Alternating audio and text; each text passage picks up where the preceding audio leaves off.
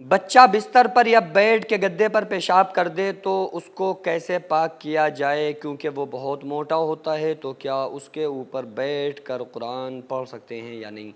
دیکھیے، جو بستر وغیرہ ہے نا، تو اس کو پاک کرنے کا طریقہ کیا ہے، یہ میں مسئلہ آپ لوگوں کو بتا دیتا ہوں. کیونکہ عام طور سے عورتیں کیا کرتی ہیں کہ وہ بچھنیاں وغیرہ بچھاتی ہیں بچوں کے نیچے، یا کوئی کپڑا وغیرہ بچھاتی ہیں، یا کوئی پنی وغیرہ بچھاتی ہیں. اس کے بعد بچے نے پیشاب کیا، اس کو الگ کر دیتی ہیں، اور ان کو یہ لگتا ہے کہ شاید یہ پانی، یہ پیشاب جو ہے نا، یہ ہمارے بیڈ میں یا ہمارے گدوں پر یا ہمارے بچھونے بستر کے اوپر نہیں آیا ہوگا. جبکہ ہوتا کیا ہے کہ کپڑے میں، جب کسی کپڑے میں یا جو کپڑا بچھایا گیا ہے بچھونے میں جب پیشاب لگتا ہے تو وہ پیشاب چھن کے اندر بھی چلا جاتا ہے، اور وہ بیڈ کے جو گدے ہوتے ہیں وہ بھی ناپاک ہو جاتے ہیں، یا بچھونے یا بچھنیاں یا جو بھی چیز ہوتی ہیں وہ بھی ناپاک ہو جاتے ہیں. تو اس کو پاک کرنے کا کیا طریقہ ہے، میں بہت بڑی آسانی کے ساتھ آپ لوگوں کو بتا دیتا ہوں. دیکھیے، جو بستر پہ بچے نے پیشاب کیا، اگر ہلکی کوئی چیز ہے تو عام طور سے وہ دھلی جاتی ہے.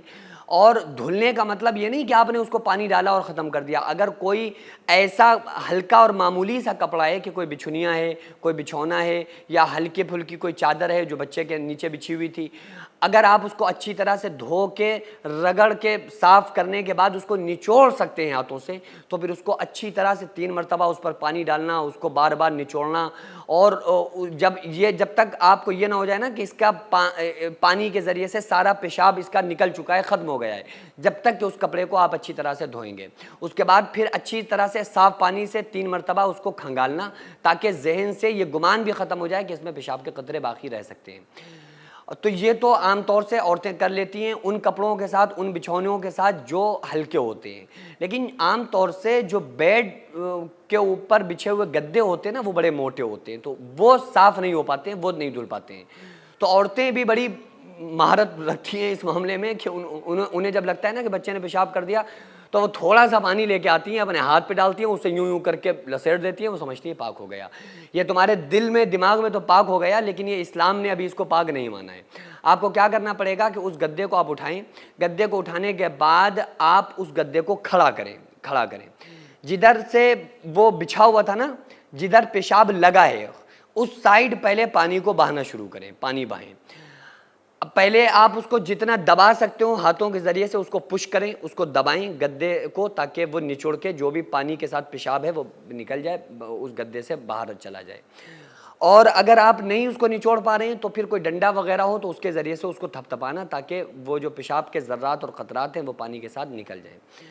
پھر اس کو کھڑا کرنے کے بعد چاروں طرف سے، یعنی کہ اوپر سائڈ سے پانی کو بہانا ہے 3 مرتبہ. 3 مرتبہ اس کو بہانا ہے. اگر بہتر ہے کہ الٹی سائڈ بھی اس کو بہا دے، تاکہ اگر الٹی سائڈ بھی پیشاب کے قطرات پہنچے ہوئے ہیں تو وہ بھی اس سے نکل جائیں.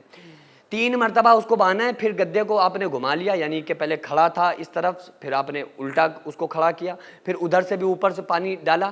تو جب آپ اپنی جانب میں اس کو دبا لیں اور آپ کو یہ لگنے لگے نا کہ ہاں اب جو پیشاب کے قطرات تھے وہ پانی کے ذریعے سے اب اس سے زائل ہو گئے، ختم ہو گئے، نکل گئے، تو بس آپ اچھی طرح سے 3 مرتبہ پانی بہانے کے بعد پھر آپ اس کو سکھا لیں، اس کو بچھا لیں، پھر وہ پاک ہے. اس کے بعد یہ عمل کرنے کے بعد پھر آپ دماغ سے ٹینشن نکال دیں کہ اب یہ پاک ہے یا نہیں ہے، پھر وہ زیادہ اس بارے میں سوچیں نا. بس آپ یہ عمل کر لیں.